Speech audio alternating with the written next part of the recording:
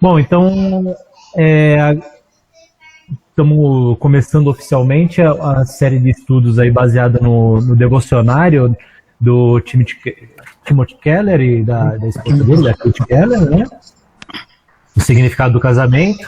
A proposta é essa, né? De que o pastor ajuda intensamente, aí vocês podem ficar tranquilos que não é largado, né? O pastor pinça algumas devocionais, monta um documento, né, para a gente, que passa para a pessoa que for trabalhar no próximo encontro.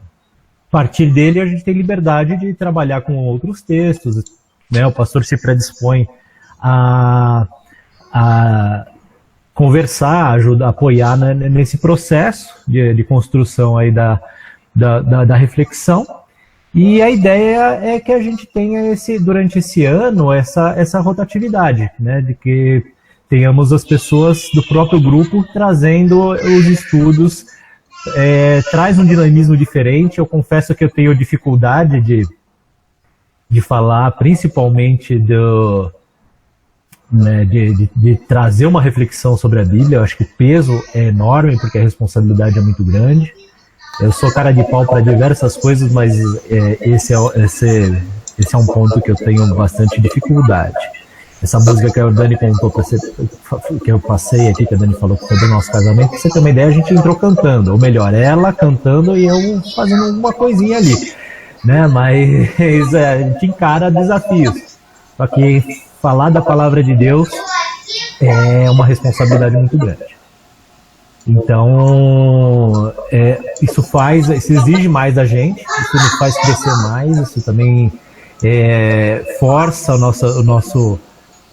esse nosso lado, né? E a gente tem que estudar, e a gente vai lá, correr atrás. Com certeza eu aprendi muito mais sobre o tema que a gente vai trazer hoje do que o que eu vou conseguir passar para vocês. Dito isso, né, eu vou compartilhar a minha tela e a gente vai começar a falar, né? Então, o tema central de hoje, vocês estão vendo minha tela? Sim. Já? Então, o tema central de hoje é o casamento instituído por Deus. O texto base é de Gênesis 1:27. Eu vou parar de vê-los agora, porque eu vou apresentar aqui. Então, se alguém precisar falar, tirar alguma dúvida, pode me interromper. Só abre o microfone e me chama. Então, o texto é esse. Então Deus criou a humanidade à sua própria imagem. A imagem de Deus ele a criou. Homem e mulher, ele os criou. Esse trecho está na tradução da NVI ou NV, né, New International Version. E o pastor pensou, né, de forma bem presbiteriana, pensou três devocionais ali do livro, né, 3 pontos para a gente refletir hoje. O primeiro é esse do instituído por Deus. Ele é o primeiro devocional do devocionário. Depois ele pensou uma mensagem de 11 de janeiro, feitos para o casamento, e outra de 14 de janeiro, aprendendo com a Bíblia inteira. Não necessariamente a gente vai seguir a ordem cronológica do devocionário, né? Muitas vezes vão fazer mais sentido pensar textos de locais diferentes, mas a gente vai tentar manter uma sinergia aí durante o processo. Já começando então sobre instituição, eu fui no dicionário, né, buscar como que está sendo tratado o assunto casamento, qual é o significado do casamento no dicionário. Ele é um ato solene de união entre duas pessoas, casório, cerimônia que celebra vínculo conjugal, e no termo jurídico, união de um casal legitimada pela autoridade eclesiástica e o civil.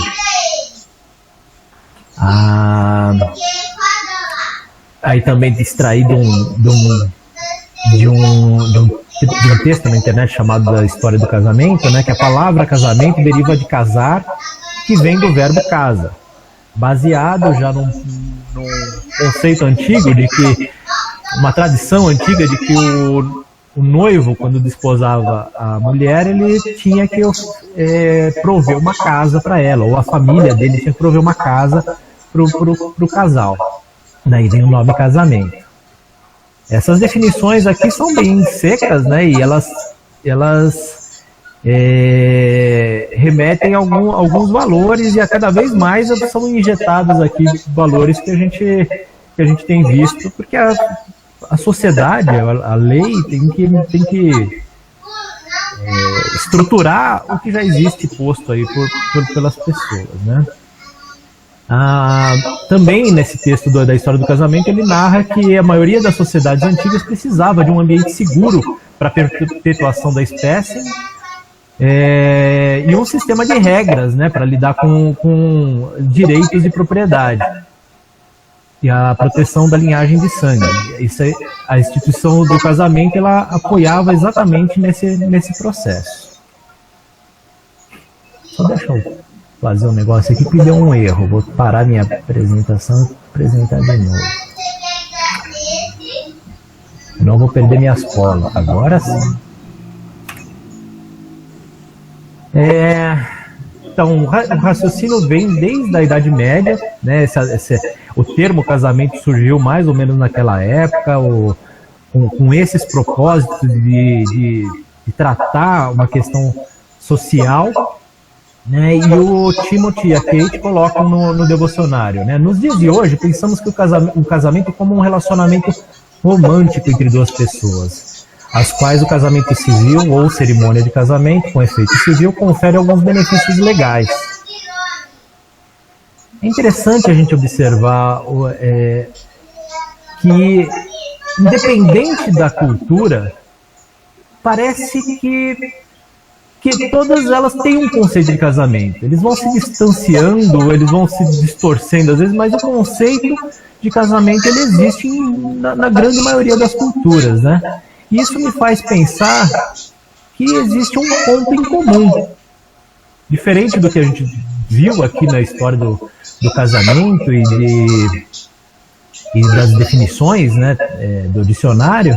Me parece que tem um ponto comum anterior a essas sociedades, né? Um ponto em comum onde esse conceito surgiu e as sociedades acabaram herdando esse conceito.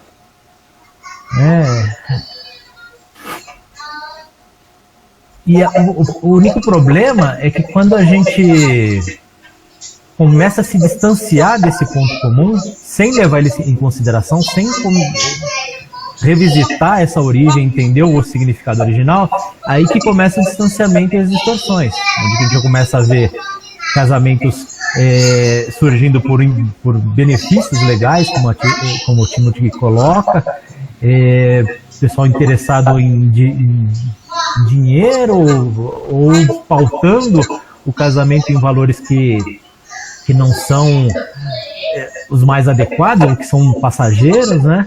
E até as distorções que a gente começa a observar nos dias de hoje, com casamentos homossexuais e por aí vai.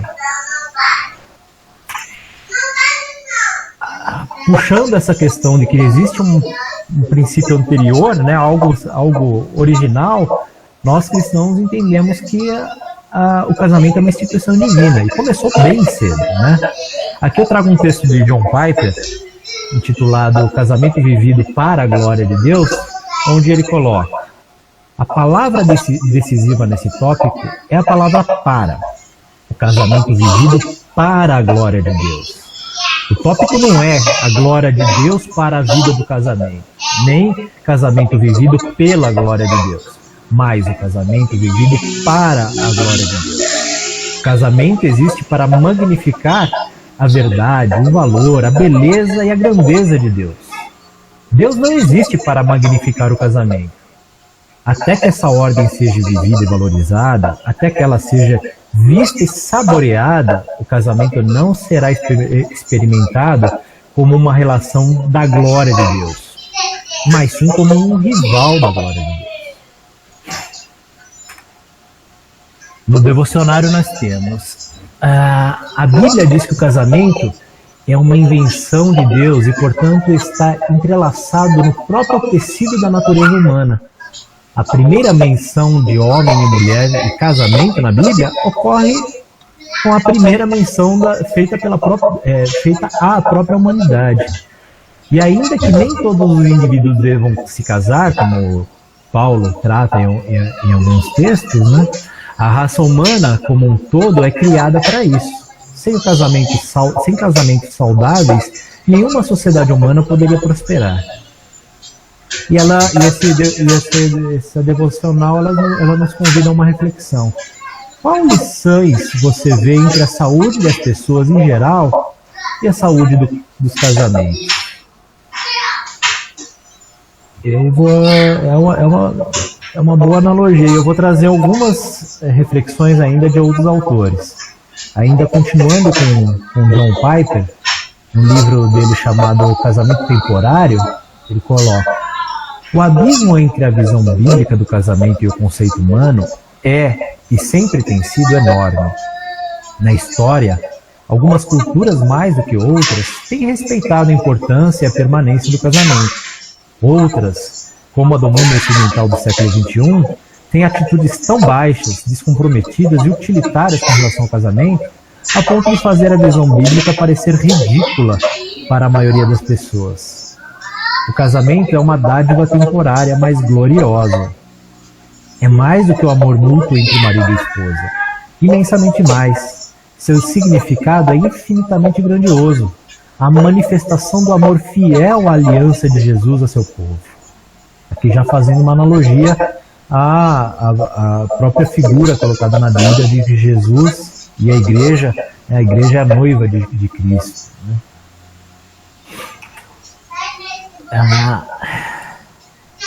Essas distorções que a reflexão nos traz, né, da devocional, com relação à saúde das pessoas e o conceito de casamento, me lembraram de um livro já bastante antigo do pastor Jaime Camp, chamado Eu Amo Você. Ele tem um foco bastante voltado para namoro, mas eu fui dar uma resgatada nele e eu pensei essa história de quando uma pessoa, que no livro é chamado hipoteticamente de Cristina, procurou o pastor para aconselhamento, né? Ele narra essa história.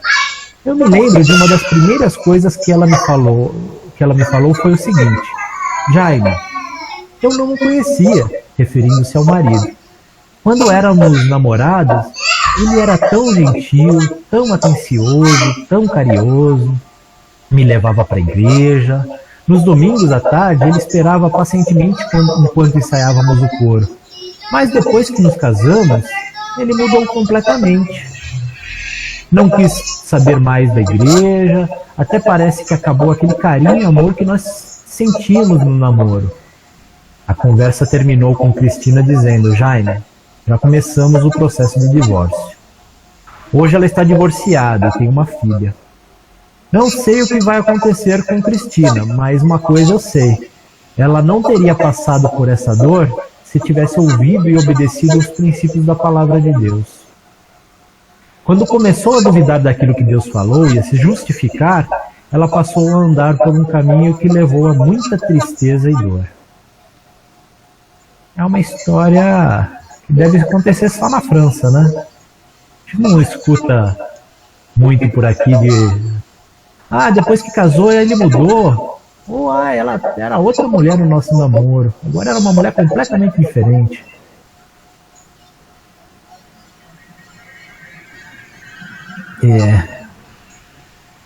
Eu dei uma viajada aqui não completamente dentro do tema do primeiro episódio, mas foi onde que eu entendi que a gente precisava trabalhar, né?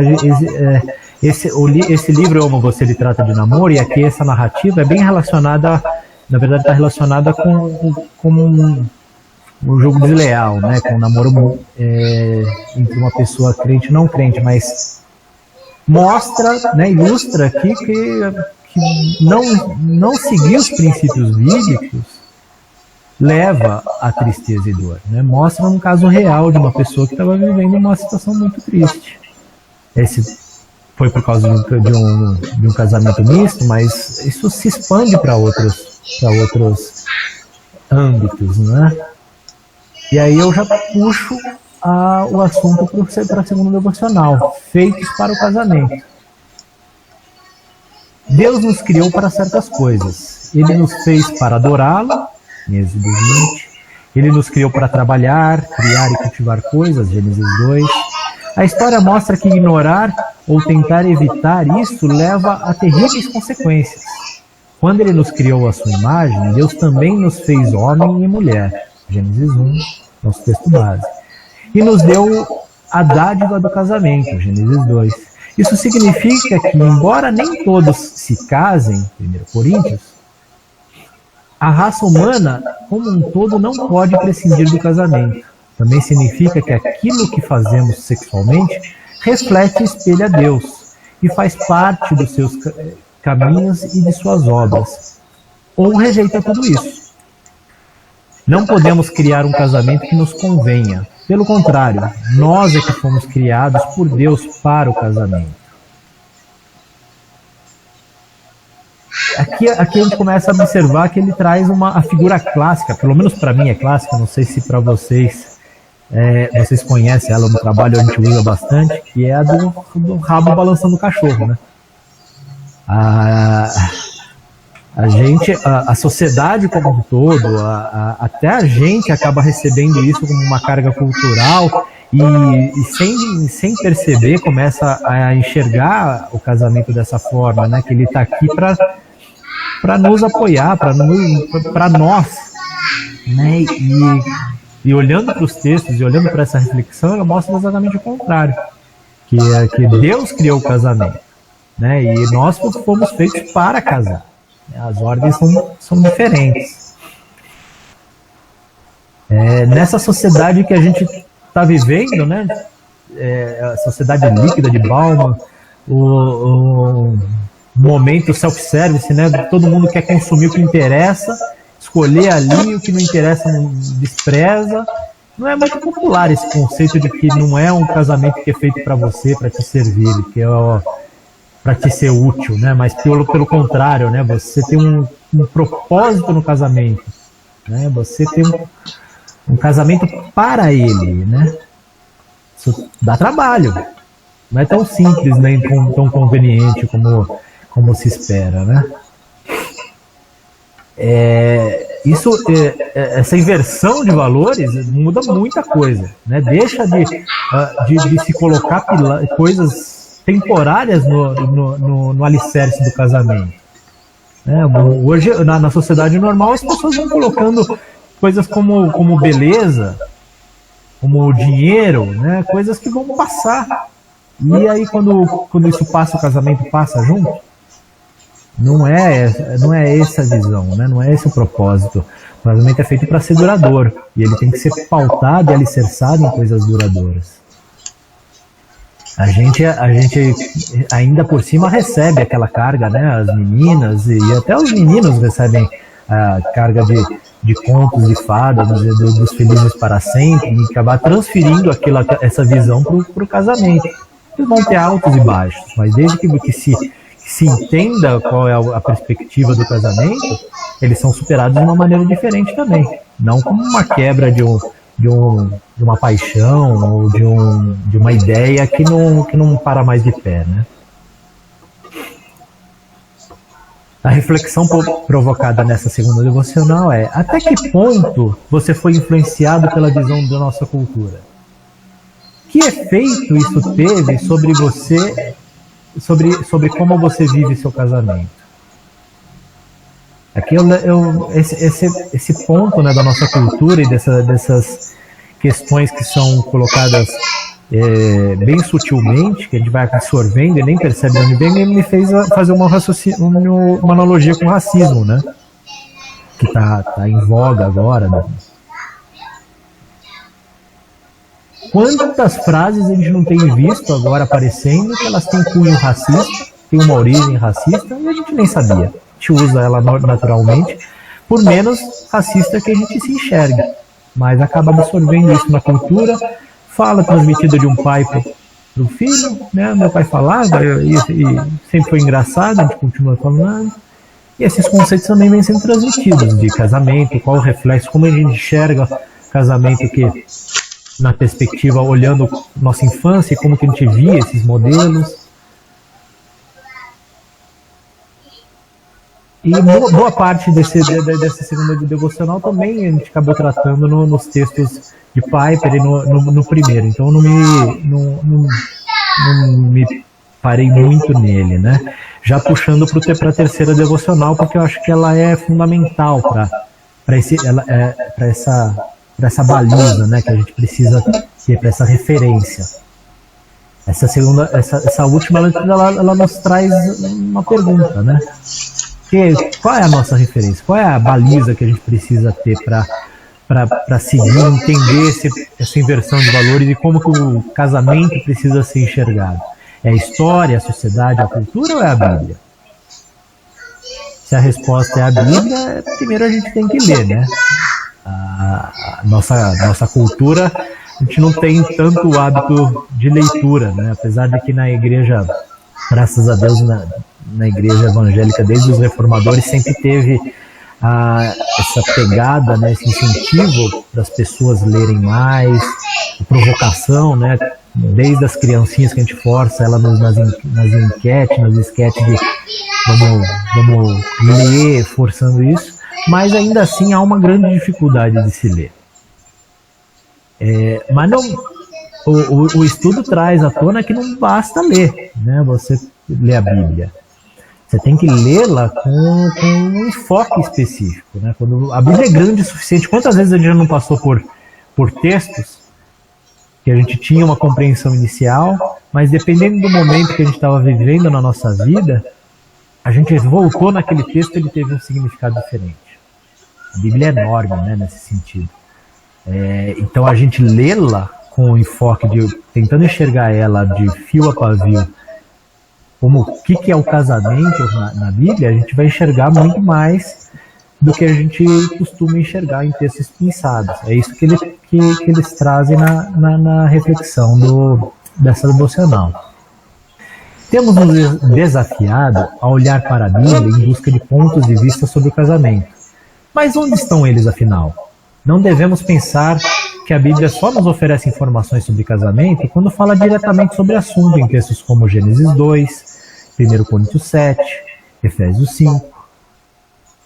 Por exemplo, praticamente todo o livro de Provérbios é crucial para a questão da sabedoria conjugal, pois trata extensamente de assuntos como dinheiro, emoções, uso e abuso da língua, sexualidade, tomada de decisões e pecados mortais como orgulho, ira, cobiça, preguiça, gula, ganância e luxúria. Veja também que muitos textos bíblicos sobre arrependimento, perdão e reconciliação, por exemplo, Mateus e Efésios. Todos esses tópicos extraídos da Bíblia inteira, você precisa dominar se deseja que o seu casamento cresça e prospere. Que é interessante, há alguns anos, Daniel, fomos num retiro de casais, e eu lembrei do tema, né, onde estava se falando de divórcio. Não é o nosso tema aqui nessas devocionais, vão ter devocionais específicas para falar de divórcio, mas que trouxe à tona os principais motivos de divórcio daquela época. Aí eu fui dar uma pesquisada, não mudou tanto, não. Por incrível que pareça, a primeira ideia que vem para a gente é que os maiores motivos de divórcio estão relacionados à traição. E não é. Ele vai aparecer lá pelo 6º, 7º, até 10º colocado, dependendo das pesquisas. Um dos grandes motivos é dinheiro, né? Não só por falta de dinheiro em casa, mas muitas vezes infidelidade por dinheiro. Uma pessoa do casal que tem uma visão diferente de como tratar o dinheiro do outro, isso vai trazendo esse rompimento, falta de sexualidade, divergências de decisões. Então esse texto aqui provoca bastante dessas coisas.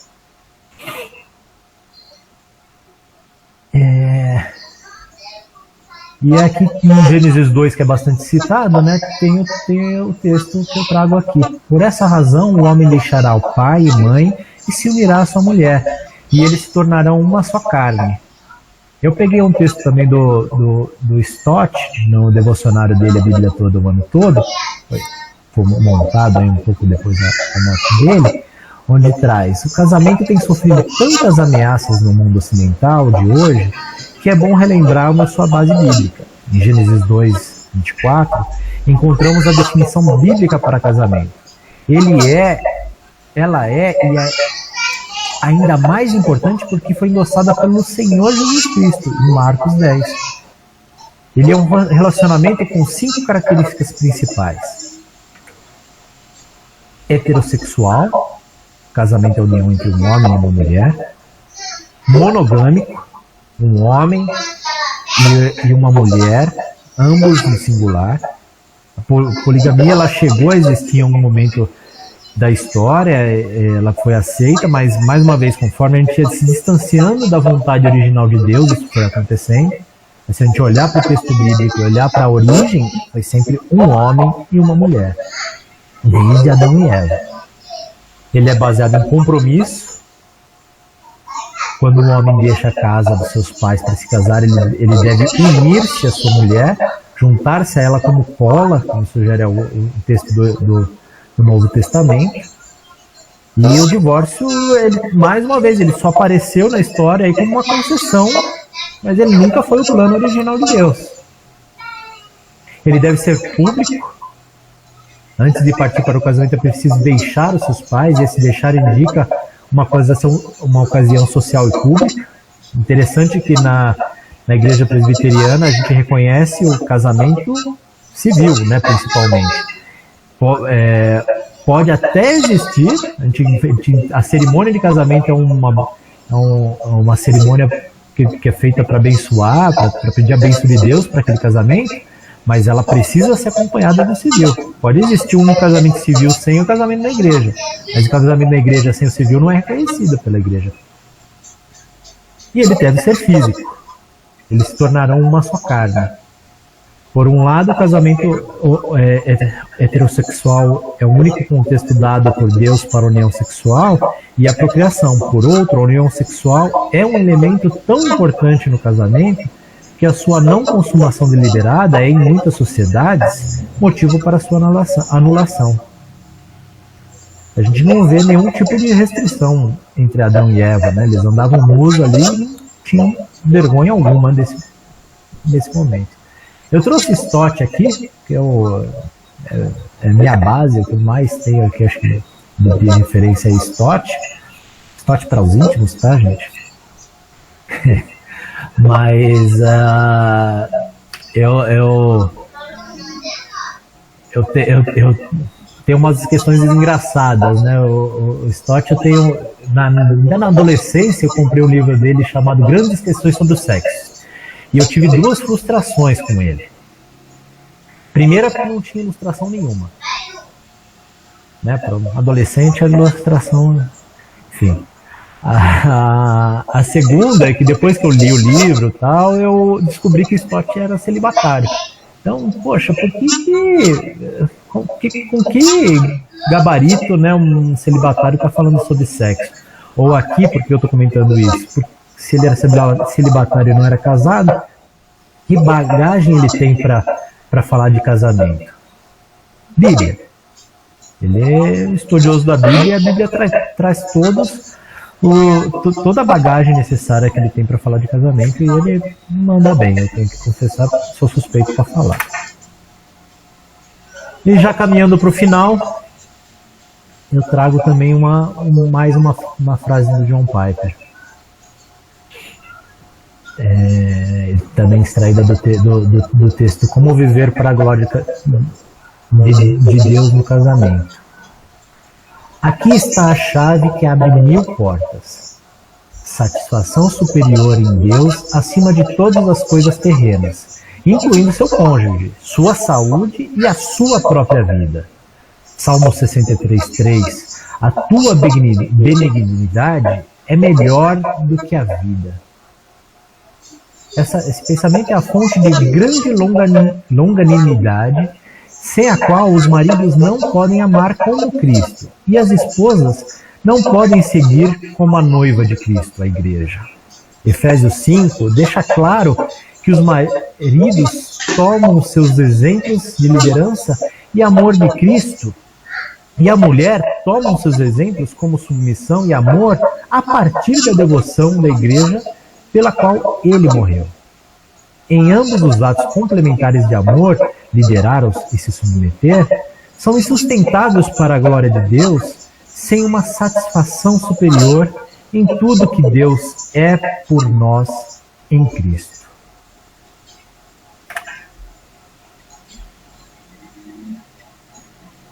Bom, falei até correndo muitas coisas, mas esse foi o apanhado que eu fiz. Aqui agora vocês podem, se vocês tiverem dúvidas, é com o pastor Ricardo. Se vocês tiverem alguma coisa a acrescentar, pode ser comigo. Mas pode me corrigir, pastor, né? A gente acabou não conversando antes, mas se você tiver qualquer colocação, qualquer complemento ou qualquer um, tá aberto o microfone aí. De forma alguma, eu sou, como calvinista e reformado, adepto do sacerdócio universal de todos os crentes. Mas, às vezes precisa parar uma aresta, né? Não, só para vocês entenderem, eu acho que o Ale foi bem fiel a isso, né? Esses três temas, como eles estão interligados, né? Instituído por Deus, por isso nós fomos feitos para o casamento, e a base aí, né, que foi as escrituras sagradas, se nós queremos viver e entender, né, essa instituição, como nós fomos feitos para ele, é o manual, né, do Criador, né, o manual de quem inventou essa história de casamento aí, né, que apesar de difícil, traz muita alegria, né, para nós.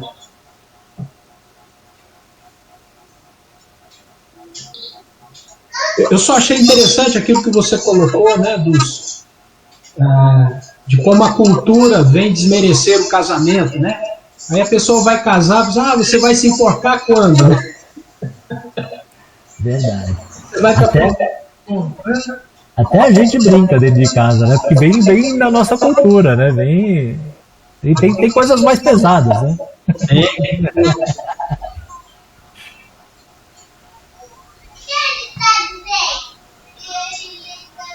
Bom, eu como esposa, já viu, né? Casamento é tão bom que olha lá o marido falando mais de 20 minutos sobre texto bíblico, trazendo estudo para o grupo e falando bem, tá vendo? É o casamento, né, amor meu? Eu guardei umas frases de falar mal de você mesmo. É engraçado que o Alexandre e eu, a gente sempre procurou, não só de livro, mas a gente, na igreja lá de São Paulo, da nossa igreja de feira, todo ano tinha os encontros para casais, né? E lá era até específico que eles falavam, não queremos nem os filhos, era só o marido e mulher mesmo, porque a fala era pra gente. E eu lembro que foi tão forte nessa época, desse comentário que o Ale falou dos divórcios. Aquele ano especificamente foi introduzido esse tema, até o tema era o mito da grama mais verde.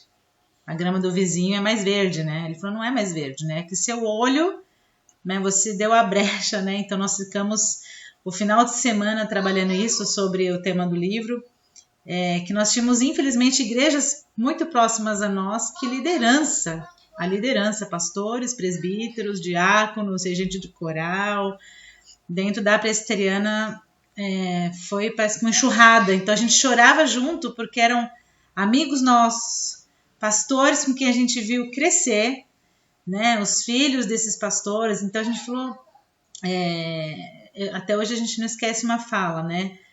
Deus não estava ali. Nós não sabemos em que momento que o casal deixou Deus agir ali e cada um tomou conta.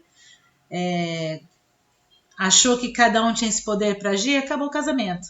Não é o homem, não é a mulher, né? Então, no momento em que a gente realmente tem isso, que a gente foge da palavra de Deus e foge do que Deus quer, ele falava, então, a gente não está até tratando esse assunto aqui disso por conta de quem já aconteceu, mas é para a gente olhar o nosso casamento. Não está fundamentado no que Deus quer, vocês não estão buscando juntos a Deus, então toma cuidado com o seu casamento. Então, com os casamentos inteiros aí, então façam que permaneçam inteiros, e se for fora realmente da palavra de Deus, é a partir dela, né? Até mesmo para a gente não tacar um rolo de macarrão na cabeça do outro, pegar o cabo de vassoura. Então, até para a gente ter esse momento que Deus, dentro do casamento, que Deus preparou, porque nasceu do nosso Senhor para a gente, para que seja para a glória realmente de Deus, né?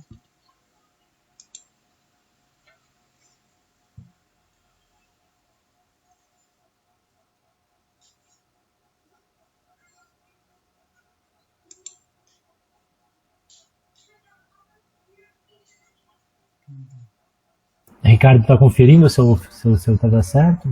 Deu uma olhada no livro, se eu falei besteira? Não, eu estava vendo aqui, né, na devocional do dia 11 de janeiro, né, que a questão da gente querer projetar o casamento, né? Nós vamos nos casar, nós vamos fazer depois isso, depois aquilo, mas na realidade não somos nós que estamos no comando, né? Então acho que é um ponto que eu estava vendo justamente essa parte da devocional aqui. E essa pandemia está mostrando pra gente, né? Nós não estamos no comando, né?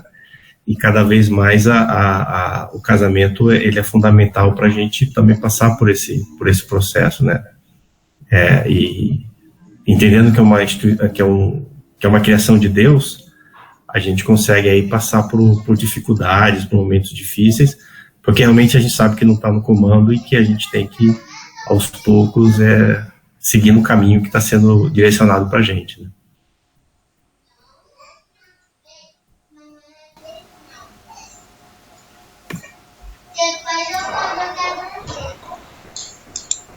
Bacana. Você foi bem, Ali, você passou. Passei? Obrigado.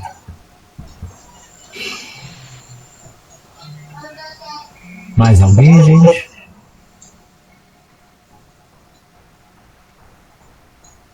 Tá joia, então. Bom, aí a gente segue pro normalmente os pedidos de oração. Não sei como vocês estão, se vocês querem agradecer alguma coisa, pedir alguma coisa.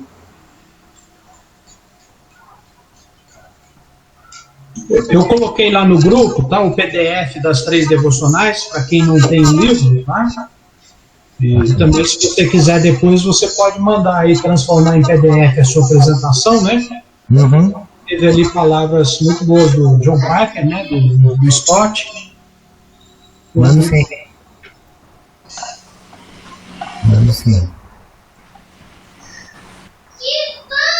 Na última reunião a gente colocou, os nossos pedidos continuam, né?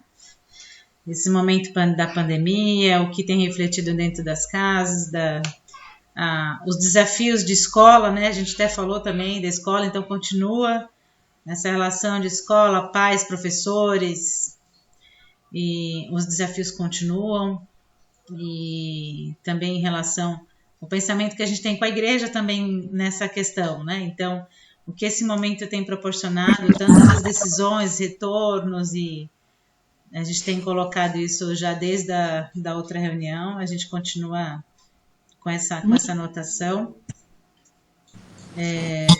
A gente tem,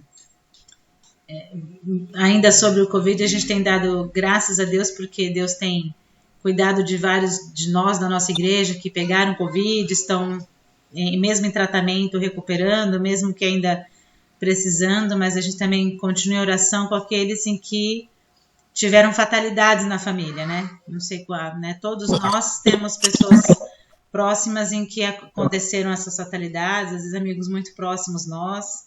A gente continua tendo a gente ainda, que é o que a gente falou, não são mais números, são nomes, né? A gente cada vez tem tido pessoas próximas a nós. Então, também pelas pessoas que estão tendo essas informações de óbito que a gente tem nesse momento, né? Mas eu não sei se tem mais algum pedido que alguém queira colocar. A gente quer agradecer, né? A Renata também pegou o tal do Covid, mas passou bem, graças a Deus, está já no finalzinho, não teve nenhum sintoma grave, louvado seja Deus por isso. A minha tia também, o pastor fez a gentileza de colocar no grupo, para nossa surpresa e gratidão, ela até melhorou um pouquinho, com 90 anos. E a minha prima, Regina, também já superou, já passaram os dias, os tais 14 dias. Agradecer muito ao Senhor por isso, mas pedir por tantas pessoas, né, que estão passando por esse momento tão difícil, como a Dani acabou de falar, dificuldades de todas as espécies, desemprego, empresas fechando, parece uma bola de neve, né? Que só Deus mesmo para pôr um fim nisso tudo. Agradecer.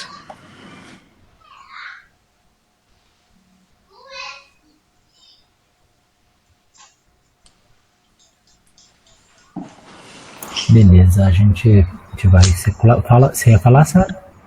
Que no último encontro eu tinha pedido oração pelaquela minha amiga, né, que trabalha comigo. Ela teve alta do hospital, mas o esposo dela continua internado, entubado.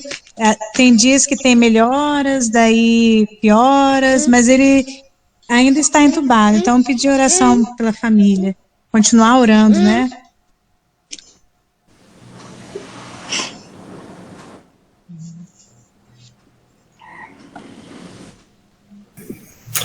Eu não lembro se na última reunião eu tinha comentado sobre a minha cunhada lá de Vitória, que ela tinha sido internada com depressão, né? Mas agora eu gostaria de agradecer porque ela saiu da clínica no domingo passado, né? Almoçou com a família, mas vai passar por um processo aí de tratamento, né? Porque é a segunda vez, né, que ela é internada, então é uma situação complicada, mas agradecer e pedir que Deus a console também e ajude nessa nova etapa, né? Ludmila.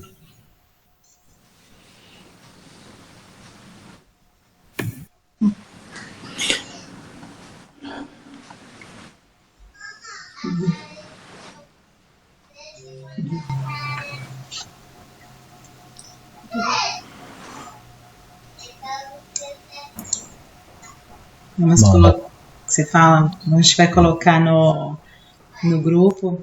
Acho que da outra vez a gente até esqueceu de colocar, né? Mas a gente vai retomar para ter essas orações. Agradecer ao maridão que fez hoje a devocional. E ele estudou, viu, gente? Estudou. Tinha dia que eu não entrava nem mulher nem filho no quarto. Concentração, foco ao extremo. É bem isso aí, é sempre bom aprender a palavra, ainda mais vendo o marido passar por esse desafio, né? Encarar esse desafio, né? E falar. É muito gostoso ver isso, porque eu sei o quanto foi difícil para ele, né? Devo esperar um tempinho para ele parar de tremer as pernas lá no quarto. Mas é muito gostoso a gente estar aqui juntos, né? A gente não vê a hora de fazer os encontros de modo presencial para a gente aproveitar muito mais o tempo juntos. No próximo encontro, nós até tivemos uma falha técnica, né? Porque o nosso encontro mesmo ia ser dia 12 e a gente acabou... A gente quer tanto ver todo mundo que a gente antecipou.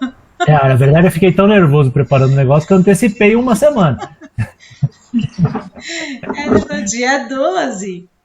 E aí, ele estava com tanta vontade de falar que ele antecipou já para hoje. Então, a data que seria dia 12, então a gente vai deixar mesmo para hoje. E o próximo encontro nosso é no final do mês. Então, nós vamos com o pastor olhar os próximos 3 devocionais. Então, a gente vai pensar aqui, se alguém quiser falar né? Às vezes, não sei se a gente vai continuar até na mesma. Eu não quero falar 3, né? Eu não consigo falar igual a Lê. A gente pode, de acordo com o tema, eu falar e o pastor ajudar e mais outra pessoa. Então, daqui a pouco a gente escolhe os devocionais. Ou jogar aqui, colocar alguém já na alguém se candidata? Eu já dei o exemplo. viram que não é impossível, né? Agora é a Dani, foi o esposo, agora é a esposa. Quem tem o livro? Quem tem o livro? Eu estou vendo que o Ricardo tem, a Verinha também tem, né, Vera? Temos, pastor. A Vera tem também. O Ricardo tem? Mais alguém tem o livro? Tá, porque que a gente pode também passar a devocional, né? Uhum. Mas olha, tem aí já um trio aí, ó. Dani, a Verinha e o Ricardo. A Verinha. O Ricardo fez ok de que ele tá fugindo ou de ok que ele quer fazer?